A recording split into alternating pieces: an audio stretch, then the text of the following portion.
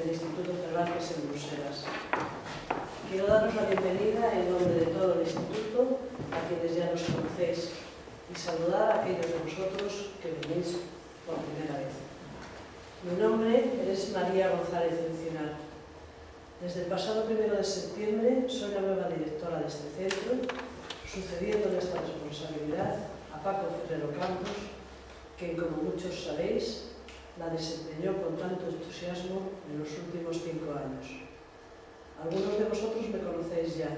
A todos quiero transmitiros que llego al cargo con tanta ilusión y voluntad de trabajo como llegué hace 5 años para desempeñar funciones como consejera de Educación en la Embajada de España en esta ciudad tan querida para mí. Asumir funciones en el Instituto Cervantes significa muchas cosas, pero no quiero hacer una presentación formal de mí misma, sino solamente saludaros y saludar a nuestros invitados de hoy. Únicamente quiero destacar a modo de resumen de ese significado el compromiso del Instituto con la dimensión latinoamericana de la cultura que se expresa en español. Ese compromiso está explícitamente recogido en el acta fundacional del Instituto Cervantes, que guía la programación de toda nuestra vez en el mundo. Muy claramente podréis verlo hoy, aquí en Bruselas, en el acto multimedia que dedicamos a un joven creador argentino. Porque, en efecto, nuestro acto de hoy lo dedicamos al polifacético artista Rodrigo Manstein, quien además, acompañado por el doctor de la Universidad de Leeds, Ben Boli, al artista Pablo Avendaño y al músico Patrick Van Keesbrink, nos trasladarán claves de un universo creativo singular que inaugura hoy el ciclo Escritura en Movimiento.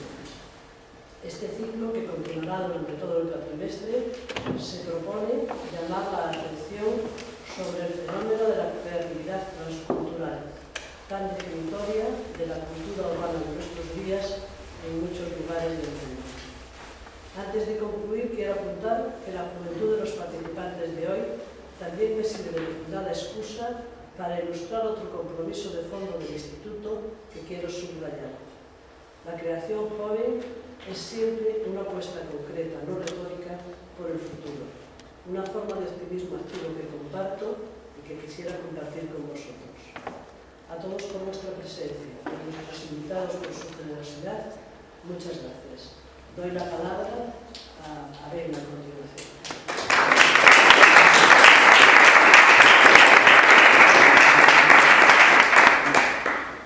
Buenas tardes a todos y muchísimas gracias a ustedes por su presencia. Quiero agradecerle a la directora del Instituto Cervantes de Bruselas, doctora María González Encinar, y además al señor González del Puerto, jefe de actividades culturales, a quien estoy agradecido tanto por su amable invitación a Bruselas y a este centro del Instituto Cervantes, como por su gestión de este evento, de sus consejos y sugerencias durante su preparación. Como profesor de estudios hispánicos, reconozco la enorme importancia del Instituto Cervantes como promovedor de la lengua española y la cultura del mundo hispanohablante. Y en mi universidad, que es de Leeds, del Reino Unido, ya contamos con el excelente trabajo de los centros de Leeds y Manchester, que tanto contribuyen a nuestra actividad cultural como universidad. Agradezco además la oportunidad de hablar con ustedes sobre la obra de Rodrigo Manstein como parte de una serie de eventos titulado Escritura en Movimiento. Son clave en lo demás en tanto la escritura de teatro y de poesía como el movimiento entre países, entre géneros, en los dos sentidos de la palabra, tenemos en inglés, que son gender y genre, y entre idiomas, ya que la obra de Manstein se escribe en castellano, en francés, y ha sido traducido también al inglés y a otros idiomas. Como saben algunos, este ciclo de eventos pretende indagar en las modalidades de conflicto entre texto y espacio, el espacio en que se genera el texto y sus estrategias de solución, la escritura sin patria, la ficción de la publicación como ideal de pertenencia, la escritura del rastreamiento. Espero poder exponer algunas conexiones que existen entre la obra de Manstein y estas áreas de investigación. Mi intención entonces es ofrecerles una breve introducción a la figura y obra del poeta y dramaturgo Rodrigo Manstein con la ayuda de Pablo Avendaño, y el contexto de esta obra dentro del actual panorama literario argentino. Después de mi breve presentación, Pablo, agradezco el tiempo para preguntas y diálogo, digamos, con ustedes, el público. Bueno, algo de contexto, entonces. El poeta y antropólogo argentino Néstor Colombe escribió a principios de los años 90 un importante artículo sobre la poesía contemporánea en Argentina, en el cual empleó la frase "el boom secreto" de la poesía. Bajo este nombre intentó describir el surgimiento de grupos, poetas y ediciones que habían aparecido como resultado imprevisto del violento fin de la militancia organizada durante los años 70. Como producto de la clausura de las opciones políticas en los años 70 y efecto de las necesarias tendencias a cierta autocensura, digamos, bajo una dictadura paranoica y homicidio, emergió una escritura hermética y casi manierista, con cierta presencia del barroco cubano, de Lezama Lima, y cierta evidencia de un redescubrimiento del barroco del siglo de oro, de Don Luis de Góngora, un neobarroco rioplatense, digamos, cuyos nombres más destacados incluyen a Osvaldo Lamborghini, el escritor uruguayo Roberto Echevarren y el mismo Colombe. Esta escritura, en abierta rebelión tanto contra la poesía llamada social, de compromiso político de los años 60, como contra el psicoanálisis lacaniano, intentó dar presencia al cuerpo, a lo físico, a los placeres, deseos, sonidos y flujos del cuerpo en la sustancia del poema. Recopilada en la antología Muestra, Medusario, el neobarroco se convirtió en una tendencia continental, fundidora de la filosofía del francés Gilles Deleuze y abanderado de las diferencias de elección sexual, estilo de vida, de razas y de etnicidad. El espíritu de este boom se mantuvo durante los años 90, pero emergieron otros modos de escribir, nuevas pautas estéticas y, en particular, una nueva mirada realista en la llamada poesía objetivista o del 90, cuyo órgano más importante de difusión fue el Diario de Poesía de Buenos Aires. Escritores como Daniel García Elder y Martín Gamarrota le quitaron de su poesía toda metáfora y todo adorno, hasta que aún el adjetivo y el adverbio se llegaron a considerar excesivos. La importante antología, Poesía en la Fisura, incluyó poemas con un fuerte enfoque cotidiano, pero sin la subjetividad romántica que se encuentra en la llamada poesía comunicativa o social de los años 60 y 70. Por ejemplo, la poesía de un Benedetti o un Juan Gelman. Se puede identificar en las poéticas de los 90 cierta reacción contra el marxismo durante una época en que, en vez de la rigidez heteromilitar o heteroguerrillero, el principal enemigo era el exceso del flamante sistema neoliberal, encabezado y encapsulado por un presidente millonario, aficionado de los coches Ferrari y las modelos de alta costura.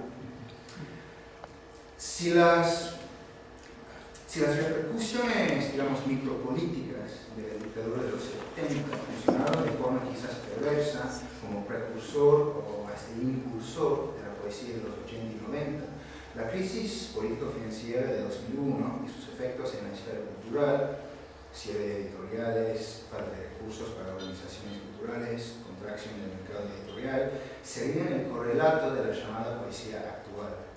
Nuevamente se habla de un boom, aunque esta vez para nada secreto. Mucho se ha escrito sobre el alza de la producción poética en los últimos años en Argentina y de las ventajas del género bajo condiciones de shock económico.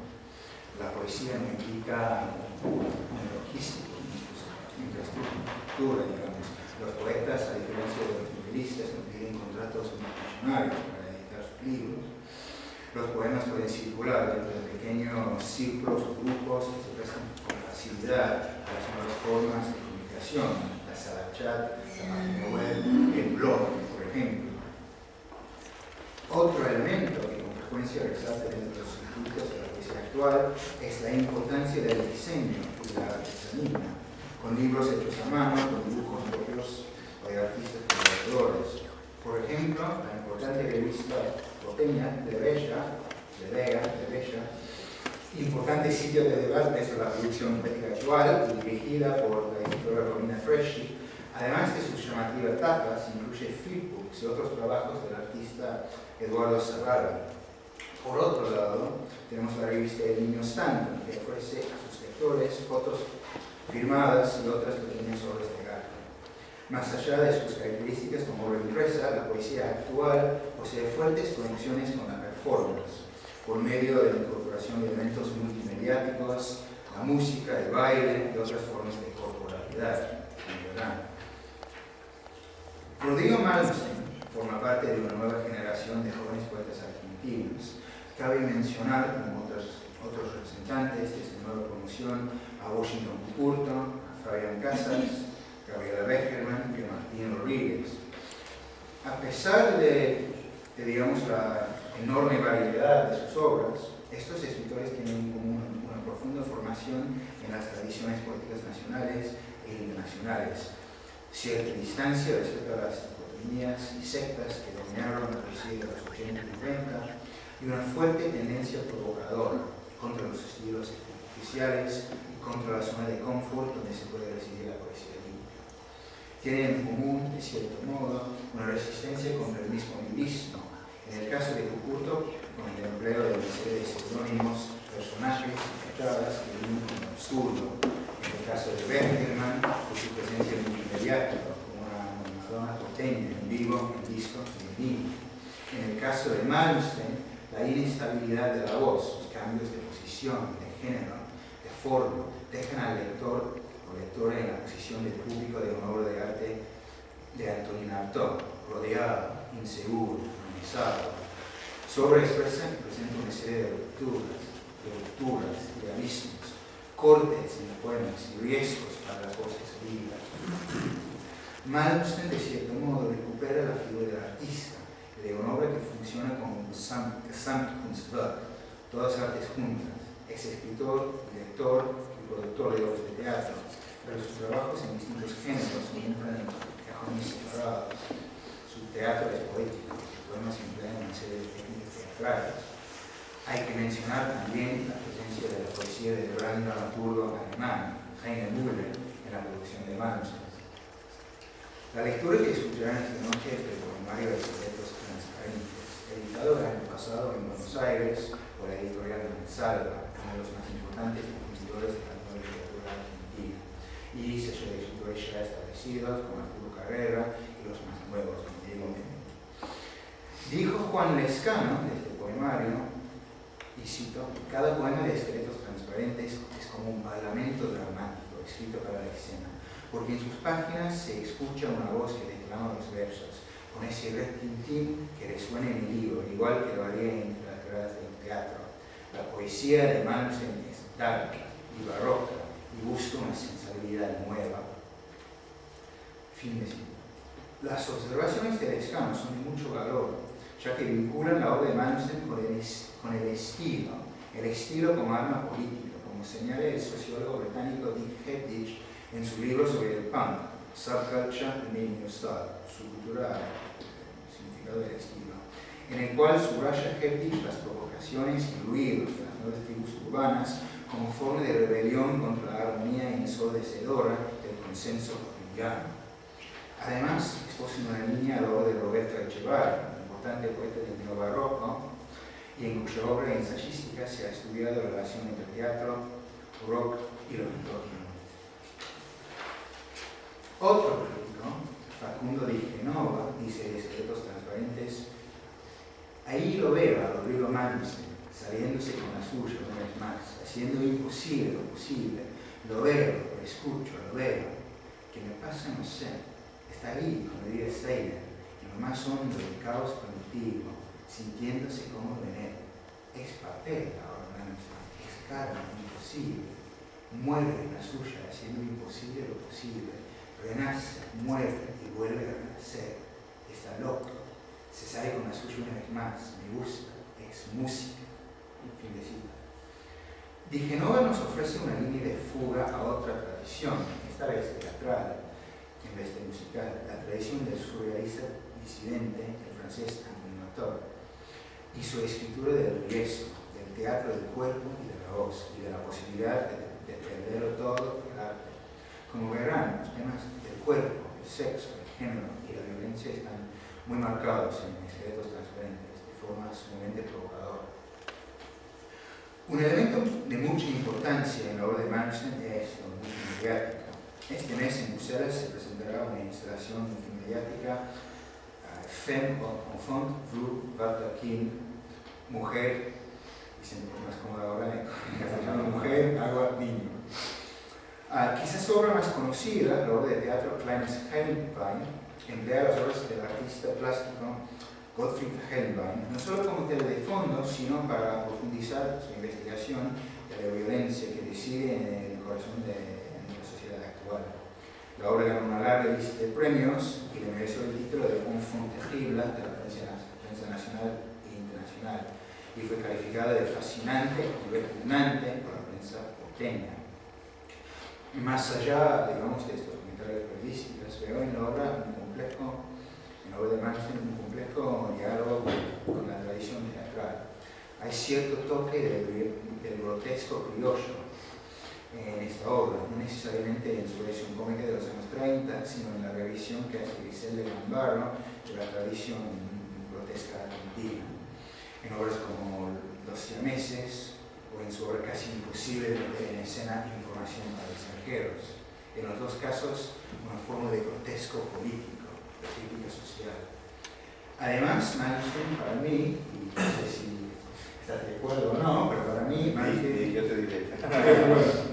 es uno de los autores contemporáneos que dan una nueva significación a la tragedia jacobegana, o sea, la tragedia de la época de Jacobo I de Inglaterra, con su corporalidad, hipérbole, extraordinaria violencia, una tradición que contribuyó hasta nuestro Shakespeare, como en la poca producida y ultra violenta Titus Andrónicos.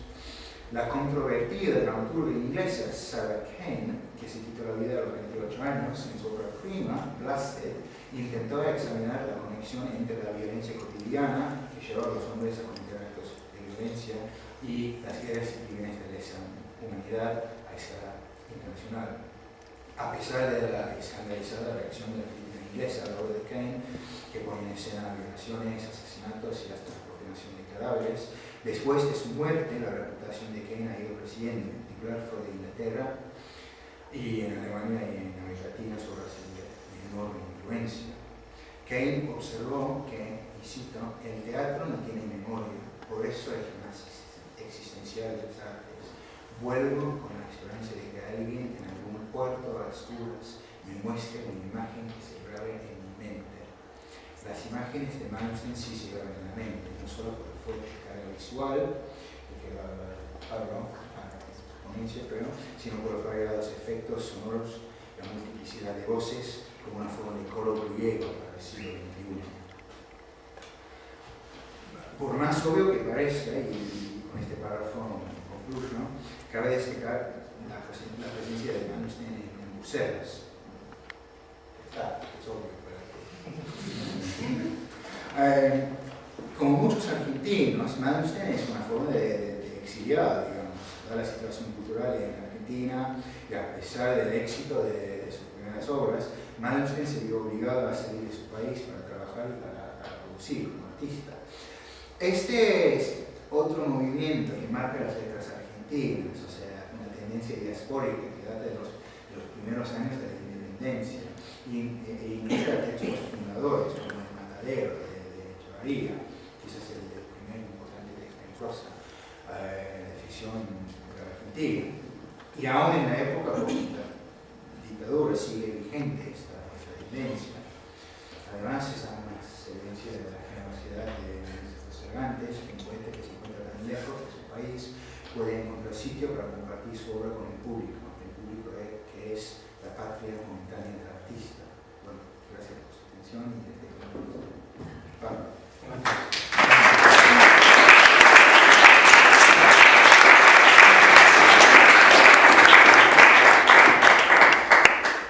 Buenas tardes. Yo también quería agradecer al Instituto Cervantes y a Rodrigo Malmsteen por haberme invitado a hacer esta presentación, que será breve, no me voy a extender. Voy a intentar analogías de su obra con las artes plásticas, lo cual es algo arduo, muy interesante, pero algo. Así que no creo que me vaya a extender mucho.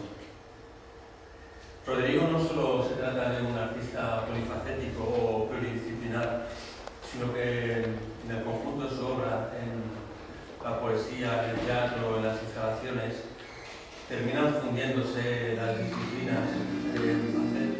Practica una especie de juego fronterizo, tienden a entremezclarse, y eso tiene una importancia para el análisis de las relaciones con las artes plásticas. Pero bueno, él no lo hace marginalmente, no es un bicho raro por hacer eso, es un poco el estado de nuestra cultura actual, donde vivimos una sociedad de hiperinformación, donde hay un imaginario muy complejo, muchas maneras de proceder del artista y forman un todo muy complejo. Alguien se ha atrevido a llamar esto una especie de afterpop, una saturación de géneros, ¿no?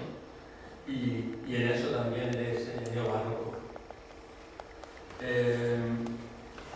La poesía de Rodrigo es efectivamente teatral, es actoral, con soliloquios en elevado tono, pero también aparecen muchas otras influencias de las artes plásticas, la ineludible referencia del cine y, por supuesto, la pintura.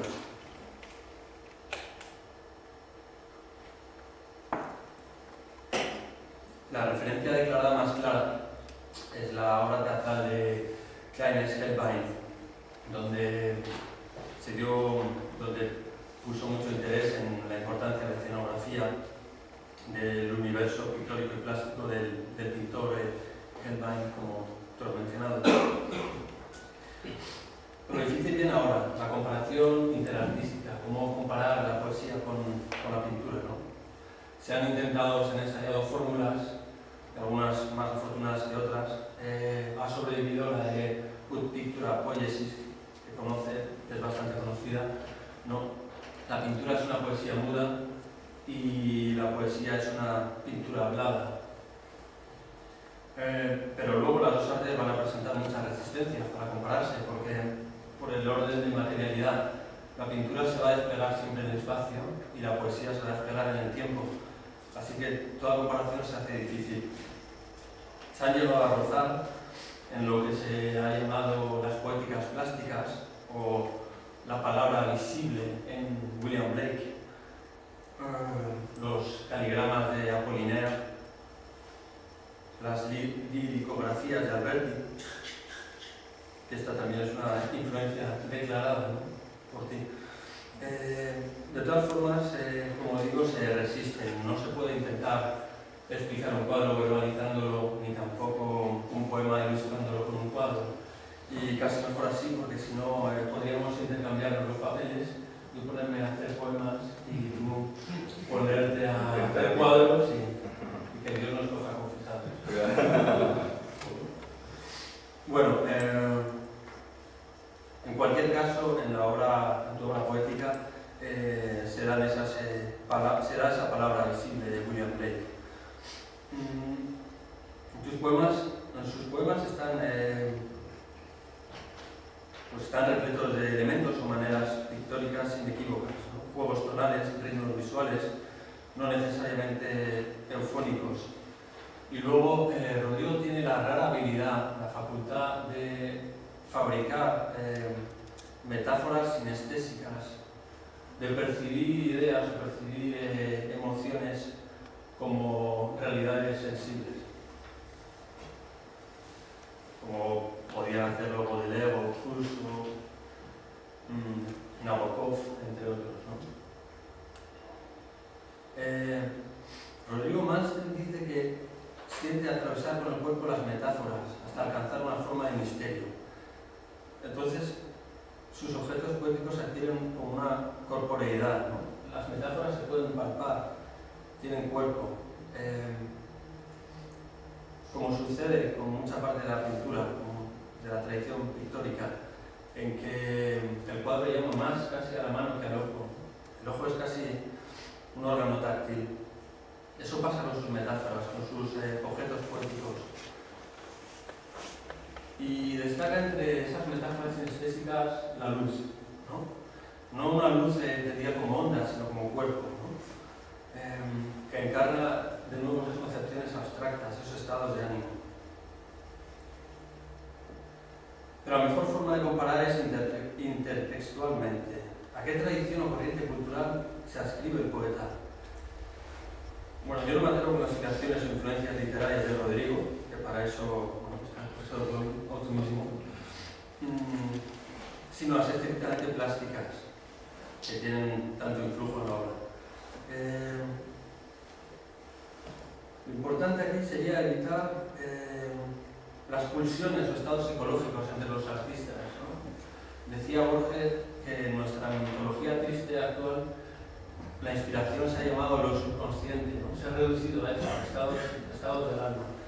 Pero yo creo que esa reducción se tiene que superar, ¿no? Con ver qué maneras de hacer la factura del artista, en qué hay relaciones. Así que, bueno, entre las muchas posibilidades yo he encontrado dos corrientes principales, aunque debe haber muchas otras que con esta poesía nunca se sabe, es muy rica. La primera es una tradición pictórica general. La historia de la pintura occidental está atravesada por, como dice en el ensayo de la pintura encarnada, el escritor francés Didier Huberman, hay una especie de imperativo de presencia del cuerpo, de la carne. Esa es la primera corriente que yo veo que se puede hacer una analogía con tu obra. Y la segunda es los románticos y luego todas sus extensiones, los simbolistas, incluso los surrealistas, o los surrealistas a la letra como el Bosco.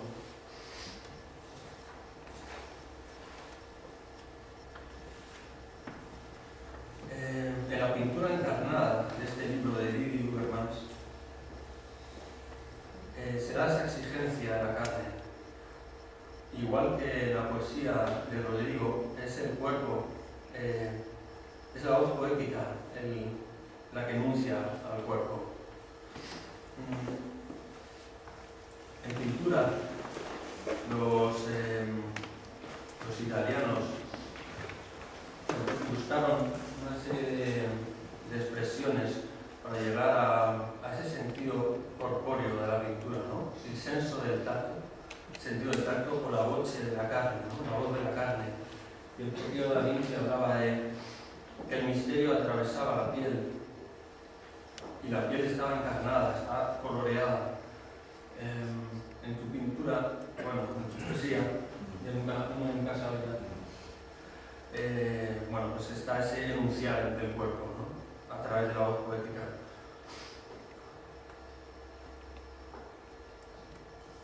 En esa corriente de pintura del cuerpo está sobre todo la influencia que ya hemos dicho, Holbein, ¿no? Que es una influencia totalmente asumida, declarada, que practica una pintura de dolor, ¿no? Del dolor encarnado en el cuerpo. Algo incómodamente verdadero, que provoca una fascinación y una repulsión al mismo tiempo. Todo eso puede filiar o puede enlazar la poesía de Rodrigo con toda esa tradición pictórica de la pintura del suplicio, la pintura del dolor, de la pasión, desde Grunewald hasta Francis Bacon o Jean Gustin en nuestros días. Me interesa especialmente la pintura de Bacon para establecer analogías. Creo que su pintura es esa inmediatez que tiene, ¿no? Sin instancias intermedias, discursivas, ni explicaciones, ese hecho bruto que directamente salta a otro orden de cosas, salta a la conciencia. Yo la veo presente en la poesía de Rodrigo Manstein. Ese sentido existencial breve, fulgurante, ¿no? de los los cuadros de Bacon como la estocada poética que hay en tu obra, inmediata, fulgurante.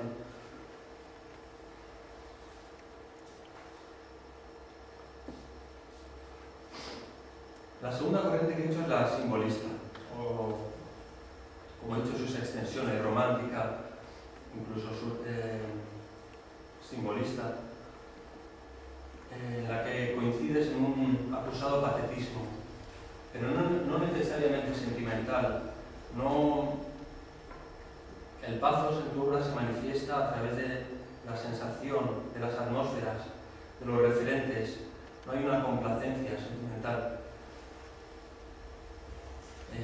Y junto a este patetismo frío, patetismo no sentimental, se da un panteísmo, un animismo sexual, ¿no? Todo está animado por el sexo o por la muerte, una tensión muy fuerte,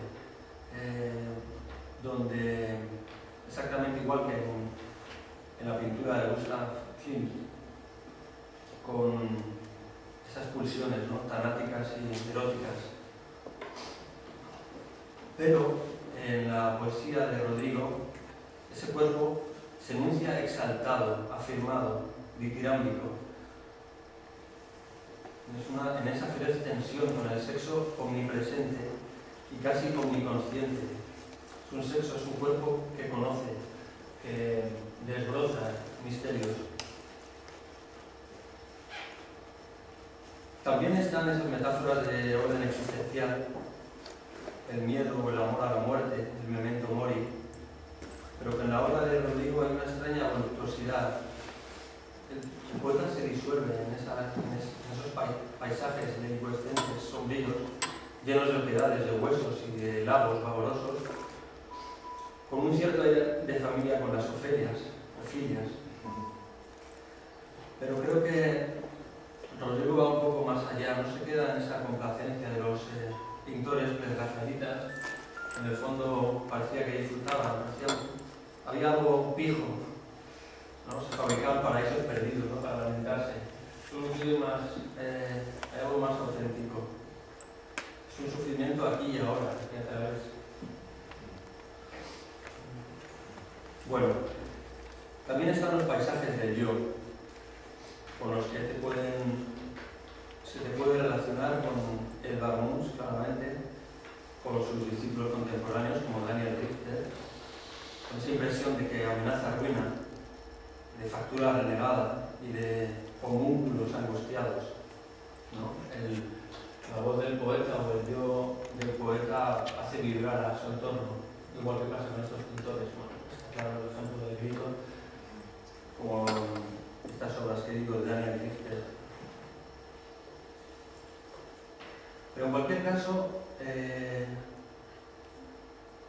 tu filiación con los simbolistas es más bien en los referentes estéticos, estilísticos, el sonambulismo, la hipnosis, pero no hay un escapismo, no hay una fuga mundi. El dolor, como digo, aparece aquí y ahora. Y también, aunque no sé muy bien cómo encajarlo, está pues, la admiración por el bosque, con el que se comparte la imaginaria onírica, las cosmologías oscuras, apocalípticas, el cruel frenesí de estados del alma. Y así uno podría seguir, no solamente con relaciones con la pintura, sino también relaciones con, sobre todo teniendo en cuenta el aspecto de las instalaciones. Se podría relacionar con el accionismo de los años 70, donde el artista termina siendo el centro de la propia obra, ¿no? Hay una especie de autorreferencia. Creo que eso se ve en las instalaciones, en los vídeos. Y bueno, no me voy a extender más, porque creo que es el momento de oír la poeta. Gracias.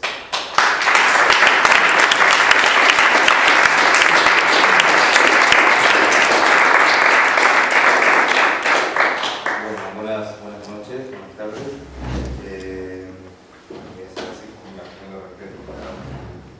Bueno, en principio, muchísimas gracias a las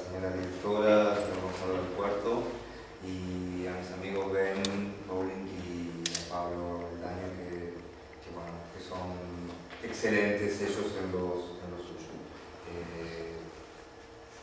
Ven como hispanistas un reconocido y un respetado hispanista y profesor de literatura hispánica en la Universidad de Leeds. Y Pablo es un pintor y un fotógrafo reconocido y respetado en Europa.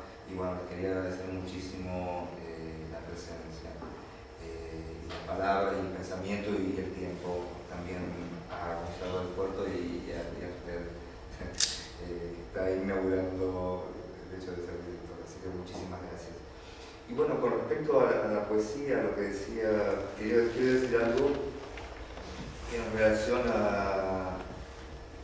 Quiero decir dos cosas en relación a lo que es escritura en movimiento, o poesía en movimiento, o arte en movimiento. Y es verdad, yo me siento apátrida, pero digamos, yo nací, siempre fui de pequeño argentino y español, ¿no? Porque mi papá era catalán. Entonces, siempre tuve como dos responsabilidades, ¿no? Era el ser buen patriota o bueno en lo que fuese, desde como argentino o como español. Entonces, como argentino no éramos argentinos porque estábamos adaptándonos, es decir, mi padre era catalán, era de una generación un poco, una inmigración un poco tardía, ¿no? Tardiva que llegó a Argentina. Así que, bueno, adaptándose a eso, adaptándose luego al hecho de ser artista o al hecho de ser argentino, siempre fue muy, muy difícil. Y digo esto como algo anecdótico en relación a esto que acabas de decir, Ben, que es cierto que para mí, ¿no?, la patria puede ser el público, ¿no? O las ganas terribles de hacer, de crear, de dar algo auténtico a la gente. Y es una paradoja, bueno, no sé por qué estoy hablando de esto, ¿no? Digo, estamos aquí en Bruselas, que es una ciudad muy particular y muy especial, y para mí muy surrealista, y por eso me gusta y por eso estoy aquí. Y a la vez es una ciudad que también permite libertades artísticas y también clotura libertades artísticas. Se monopoliza la cultura, tanto en Argentina como en Europa, o en América Latina, y bueno, a veces la pulsión de vida, la pulsión de muerte es tan grande que uno realmente quiere hacer algo, quiere crear, y hace uno a veces lo que puede. Escritos transparentes es el título de mi libro, mi primer libro de poesía, que para mí es como mi hijo, y es en relación a un verso que aparece en un poema, se llama Escritos transparentes. Es el trabajo de muchos años de poesía, muchos años de escritura. El libro no es muy grande, muy pequeño, pero bueno, son muchos años de todas maneras. Muchos han sido escritos en Argentina hace algunos años, otros textos han sido escritos aquí en Bélgica o en alguna otra parte de Europa. En esta búsqueda y en esta diáspora constante, yo sé que es una diáspora que está en mí y siempre estará en mí, para bien o para mal, ¿no? A veces uno no puede estar en paz consigo mismo. Creo que yo no lo lograré nunca, dado mi condición. Por eso tengo excelentes psicoanalistas y psiquiatras que se ocupan de mí para estar bien y correcto.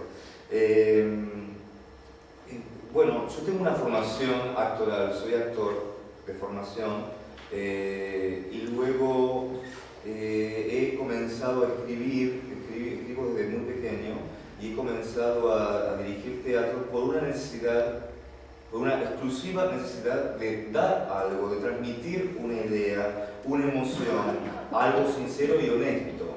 Y yo intenté dar algo. Por eso, cuando comencé a dirigir, yo no tenía experiencia como director. Yo era actor y tampoco tenía mucha experiencia como actor. Era un excelente alumno de muchísimos profesores excelentes.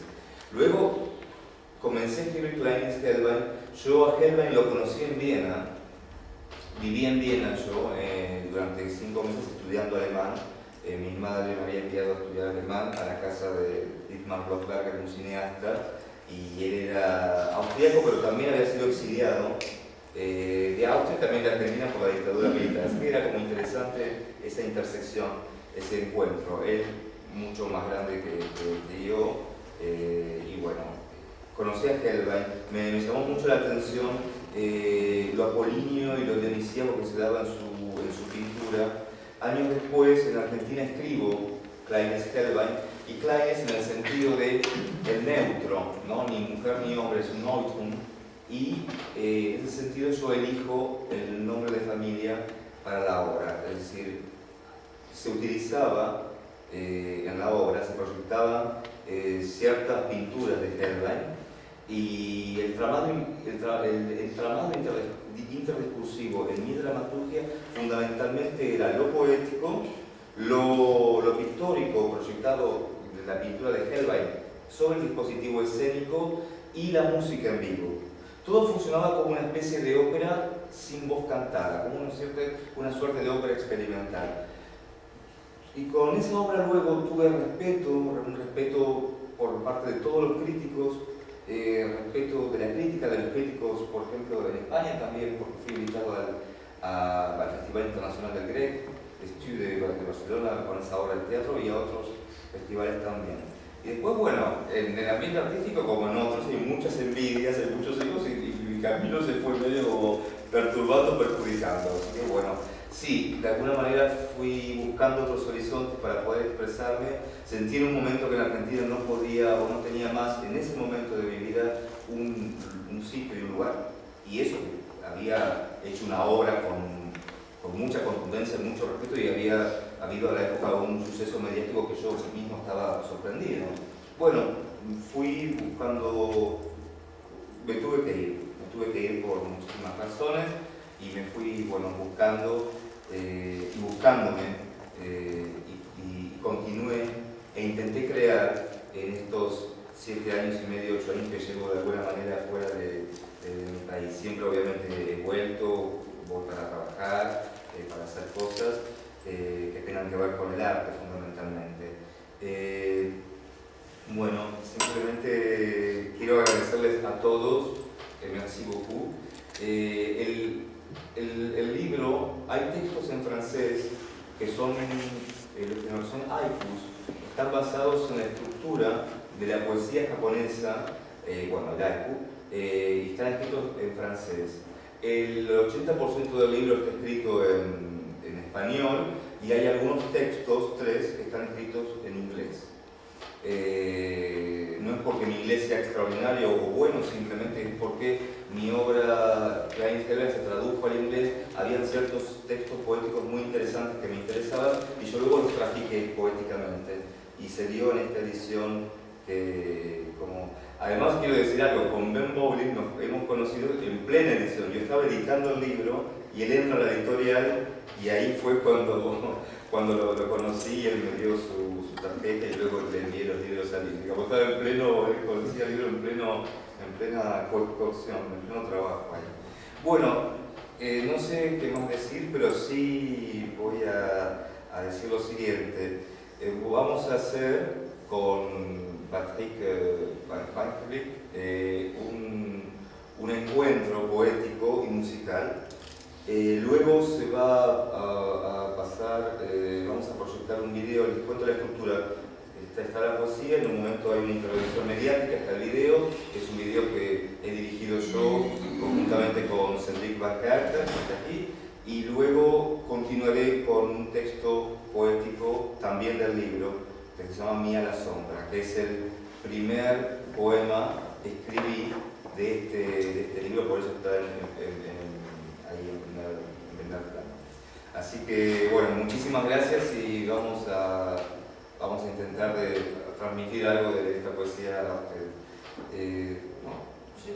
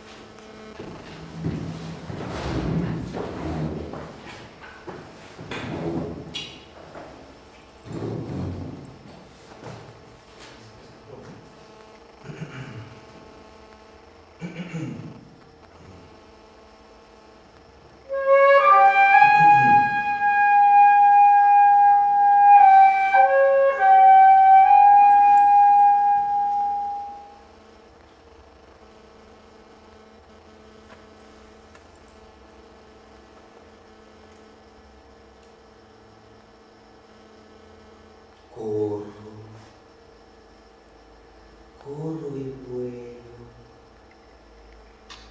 pero los espejos me siguen.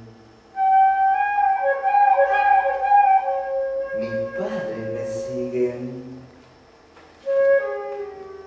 Me muerden los perros, pero me río. Y ya eso no importa. Me ahogo. Los chocolates y los juguetes me ahogan. Mis zapatos me ahogan.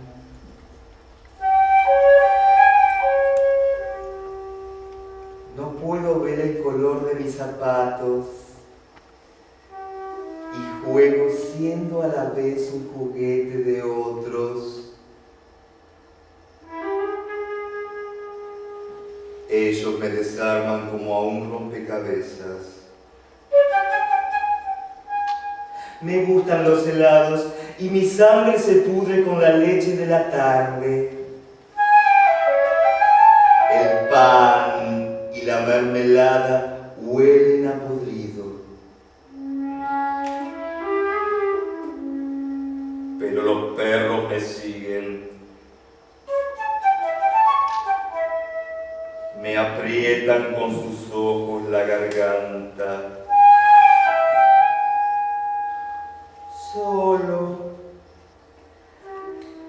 Sola me ahogo. Quisiera volar infinitamente para escapar de mí. No sé a dónde, pero volar. Huir de mis huesos. Salirme de los espejos que me dibujan empastando una silueta que no es la verdadera. Me ahogo y tengo ganas de llorar en silencio. Mis sonidos me aturden. Casi me enloquecen.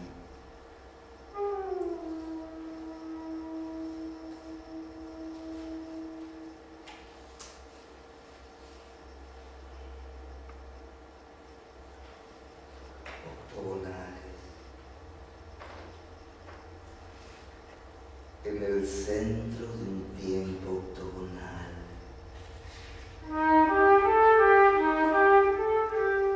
Mis labios inundan el viento. Abriéndose al follaje de sus ojos.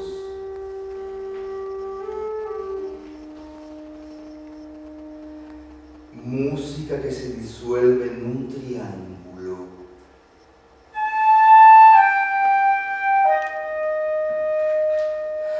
El valle carnoso, voluptuoso y profano. Silenciosas bocas inhalan los susurros.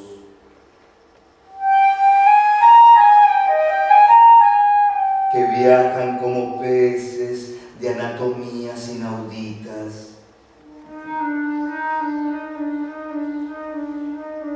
En el centro de un tiempo octogonal.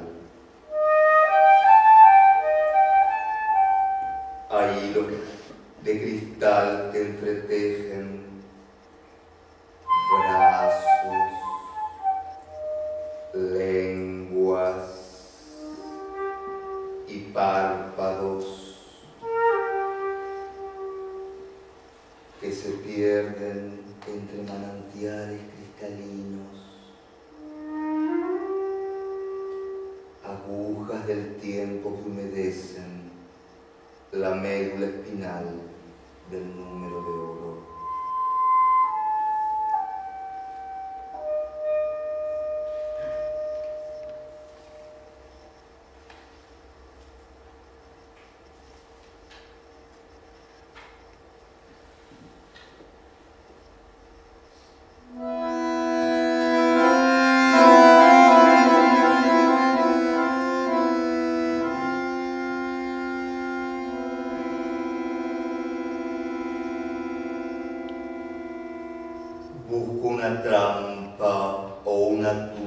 tumba.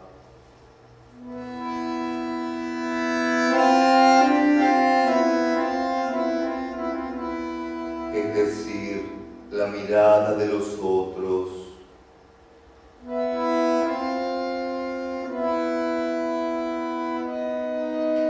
Busca roer tus mejores sueños.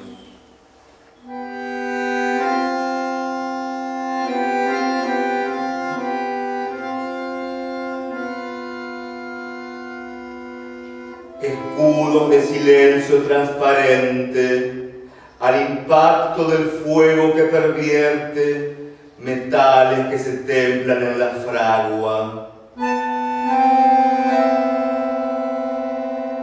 Busca la incongruencia del cielo en el trazado oblicuo de sus manos.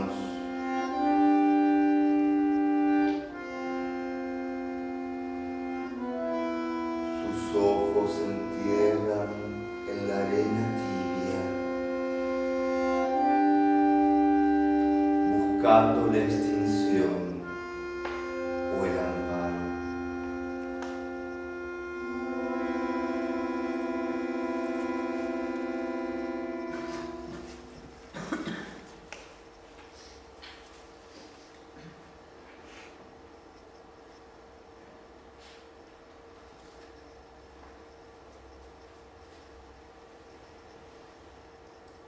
Vertiginoso rueda en las membranas de la primavera.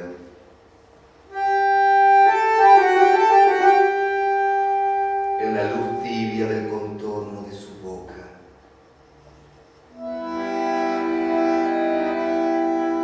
Cuerpos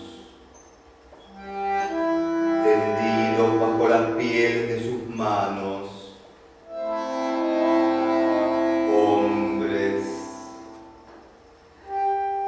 En la luz del corazón, donde se abisman las horas, inmersos en el naufragio de una rosa, mares,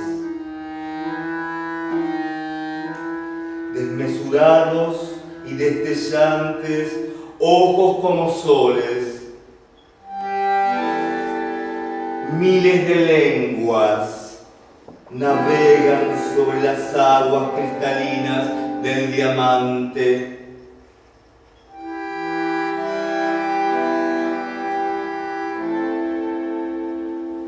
Las sombras esculpen cuerpos en el cuerpo del rocío.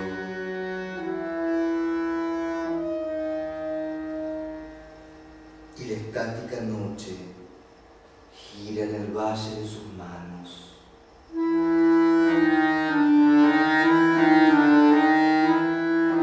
Donde los labios se evaporan en la colisión incierta y el tiempo se erige de un impacto brutal contra el espejo.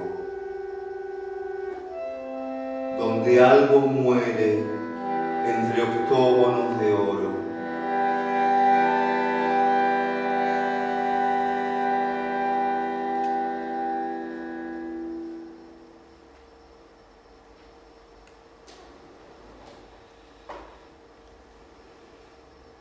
Hay un hombre tendido en la arena. Todo era de un azul lejano. El cuerpo, capullo brillante y voluptuoso sobre el agua. Hay una niña en un parque encantado. Corro bajo la quietud de la lluvia. Suelo colgar de mi cuello una red. Mis manos huelen a tierra. Hay un hombre tendido en la arena.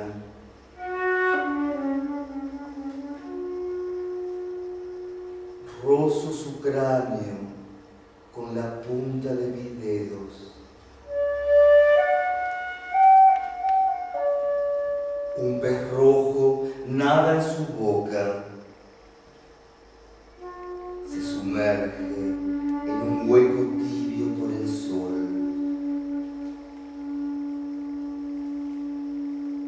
Que teje un hilo de plata desde su pubis hasta el seno del Señor.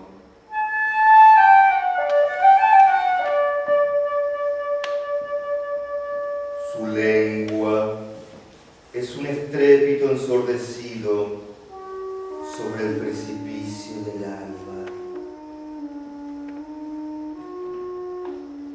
Entonces la eternidad se hacía posible. Mi desgustador esgrimía sus labios como rosas. Yo las besaba. Perdía la memoria estando con él. Mi espalda disecada por las horas. Mis senos giraban entre sus vocablos que se rompían en su boca. Todo era azul, pero de un azul lejano. En las antiguas horas del mundo, cubiertas de triángulos de azúcar y de oro.